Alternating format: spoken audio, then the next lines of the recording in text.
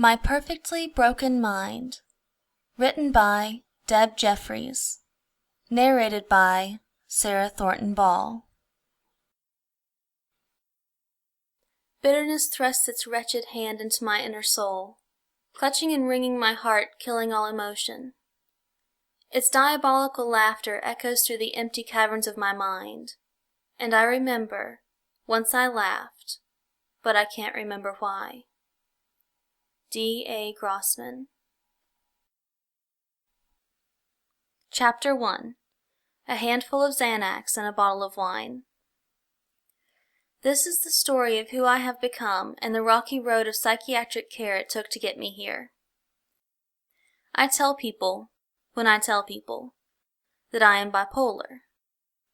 Why?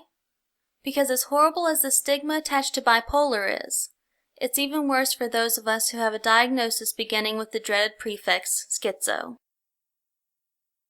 My name is Deb, and I have a schizoaffective disorder with bipolar tendencies and an anxiety disorder. I begin, not at the beginning, because that was long, long ago, but in the middle, with my first adventure into the world of psychiatric hospitals and suicidal ideation. When this story begins, I was 43 years old and had been under psychiatric care for major depressive disorder severe for a couple of years, but nothing that some Wellbutrin, Effexor, and Xanax couldn't help, along with the occasional weeks spent in bed unable to function. The depression had been eating at me for days. At the bleakest moment, I found myself on my knees, wailing and sobbing, but nothing would stop the heavy darkness that was swallowing me alive. I was a mess. I had not bathed in days. I don't know what I was wearing. It may have even been pajamas. I didn't care.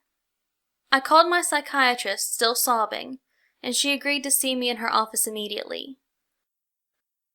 During my crying jag about how hopeless and empty I felt, I blurted out that I just wanted to take a handful of Xanax and a bottle of wine and go to sleep for a couple of weeks.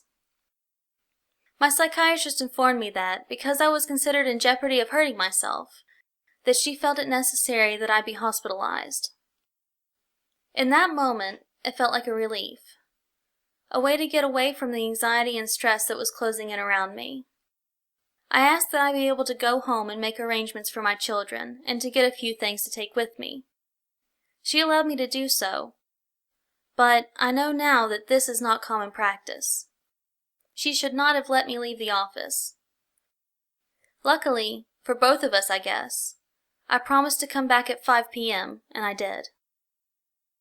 I went home, talked to my ex-husband who agreed to pick up the boys and keep them for a few days. This may seem strange to a lot of you, but my ex-husband is actually one of my best friends, though we have had our difficult times. I packed what I thought I would need, a couple of pairs of pajamas and hygiene products and some books. I absolutely cannot survive without books. I went back to my doctor's office. She had me follow her to a local hospital's ER department and had them hold me on a suicide watch until she could find me a bed in a psychiatric hospital. At this point, I started having second thoughts. The ER staff, especially the doctor, seemed to be put out with having me there and having to keep an eye on me. I felt like a burden. I was unclean and had been crying for hours, and felt their stares showing not only disgust but repulsion.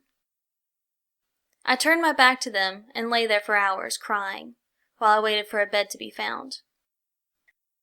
Finally, after 10 p.m., 2 police officers showed up to escort me to the facility.